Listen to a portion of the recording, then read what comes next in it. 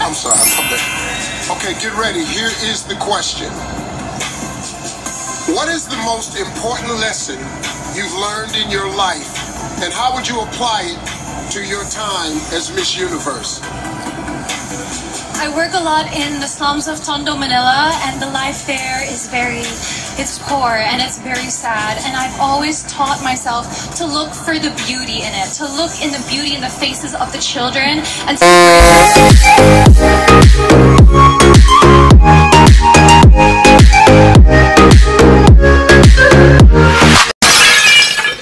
Hello mga ka-kitchen, it's another Sunday and it's cooking time. Alright, so let's start immediately. So this time, we're gonna make Spam Adobo. Alright, so of course, we need 1 can of Spam. I'm using light para hindi siya ganon kaalat. Okay? And we need a lot of garlic rather. And mushroom, of course, vinegar, soy sauce, and I'm mixing vinegar na pinakulat para for that additional kick and spice. Pepper and salt. Of course, we also have bay leaf. Okay? So, very straightforward ang ating recipe today, and let's start. Okay, so make sure you always wash your spam to remove all the preservatives. Otherwise, kumakain kayo ng lason. Okay? Nakakatawa yun. So make sure you wash it and pat it dry with a tissue. And we're gonna cut it ng mga cubes. Okay? Okay, so we now start. Cut it in half. Make sure it's dry kasi we're gonna fry this and you don't want it na mag-splatter sa kitchen nga. Okay? You want to achieve this size. Okay?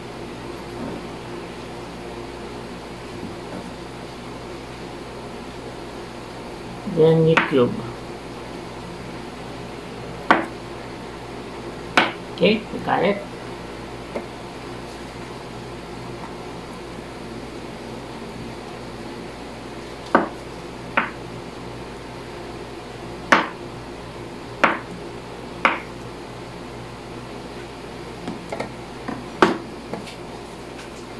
This is what you're after for in terms of size.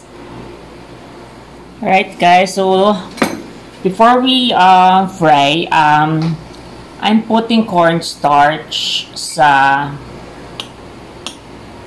spam ko for that additional crisp kasi gusto ko siyang malutong. So, this is optional naman. If you don't like it, pwede nyo idiretsong fry. Pero ako, I want it crispy. So, that's why nilalagyan ko siya ng cornstarch. Okay?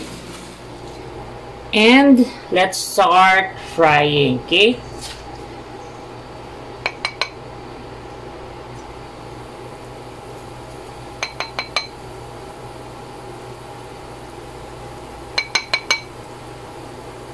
Make sure to brush off yung mga excess na breadcrumbs. Okay.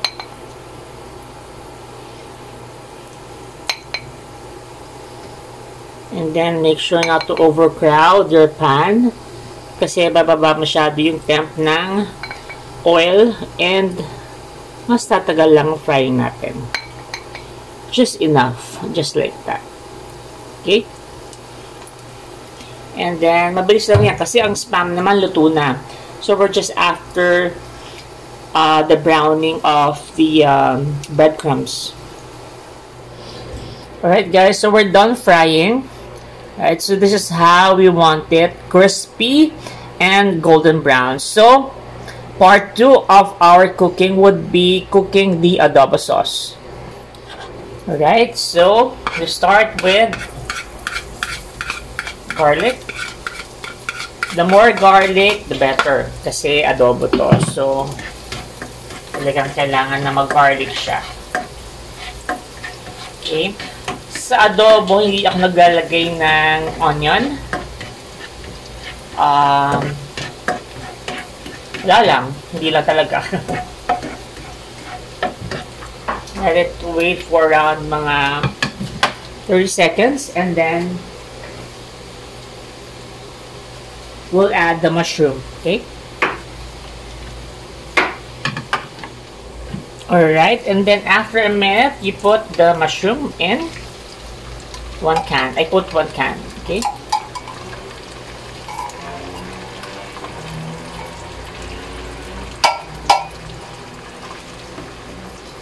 Just saute that. I will not put na, salt. Kasi nga, naturally, ang ating spam, kahit light siya, medyo on the salty side na siya. Okay? So, go easy on adding anything salty sa ingredients nyo. Then we add pepper.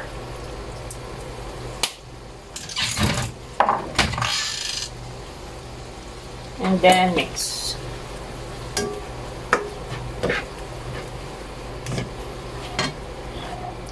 Right, and then after a minute, you can add your potato. I cut it in circular pieces like that. Para mas interesting ang ating meal today, okay? And then just mix it. Okay.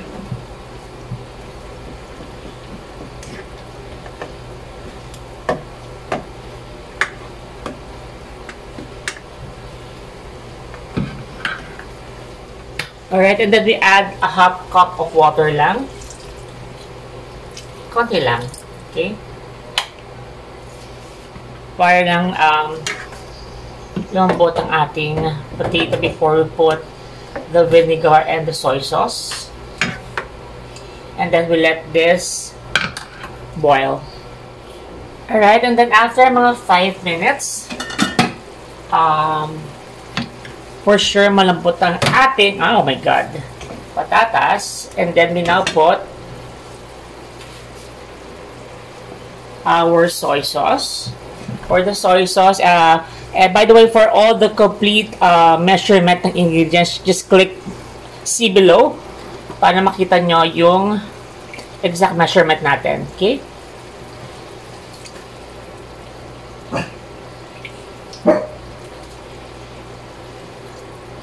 That's the soy sauce. And this time around, we also add na the vinegar.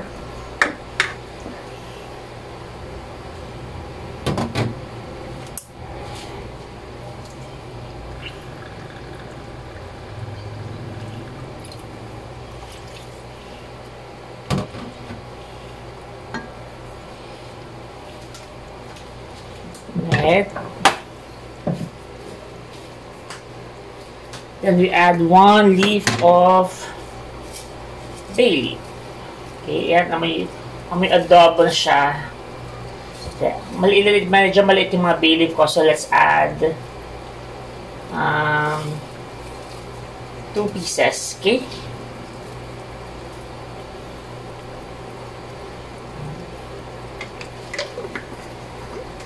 We then let that bring to a boil before we mix. Ayan, so it's now boiling, so we mix. Okay.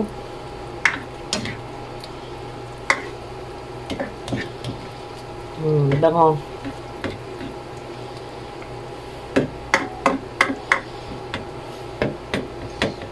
Two more minutes. And then we'll add the fried spam. Alright, so when it's boiling, you just now add yung fried spam. Okay. And then you toss it. Okay. Para ma-incorporate lang yung lasa ng adobo entirely sa spam. Yum! Ito yung mga mabibilis na tuin sa bahay na normally nasa cupboard or nasa cabinet nyo naman siya as a stock. Okay. Toss it lang and then this should be ready for plating. And then, it's tikiman time. Tatawagin na natin si Yaya para makitikim sa atin. Okay. And, it's done. And it's cooked, mga ka-kitchen. So, we just pour it dito sa ating plate. Okay. Kung naamoy nyo lang siya, ang bango-bango niya. I can smell the onion, the vinegar, everything. Okay. Make sure nice ang plate kasi syempre, tandaan nyo, I learned that sa lola ko. Ang unang kumakain sa atin, mata. So make sure yung nakikita nyo, bago nyo po matikman ng isang food, is appetizing siya, magandang tignan. Kasi kung mukha siyang hindi masarap, hindi naman kayo maenggan yung kainin, di ba? So, make sure ang food na pinaprepare nyo is enticing. Okay? Enticing, short, maganda sa paningin ng tao.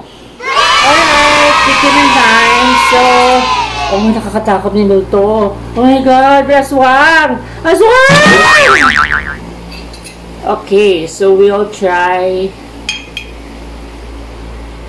the adobo that we cooked today. Okay. Tignan natin, gang. Tara, tikman natin, gang.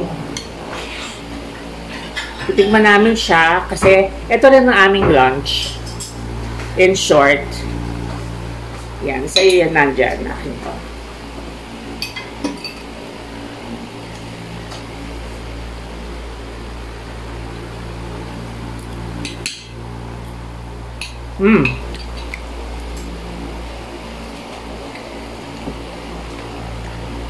Naghahanap ng kanin.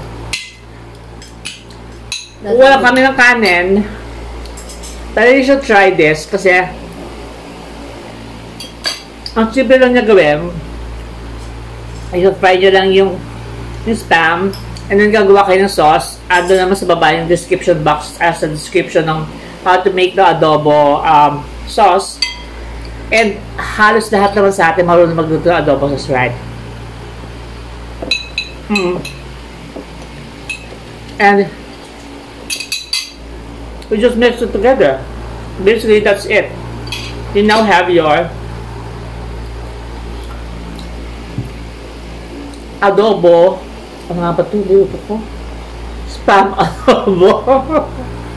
Okay. So guys, if you have not subscribed, if you like this video, click on the like button. You can also share it. And then, subscribe din kayo sa channel namin. So, we'll have more cooking sharing.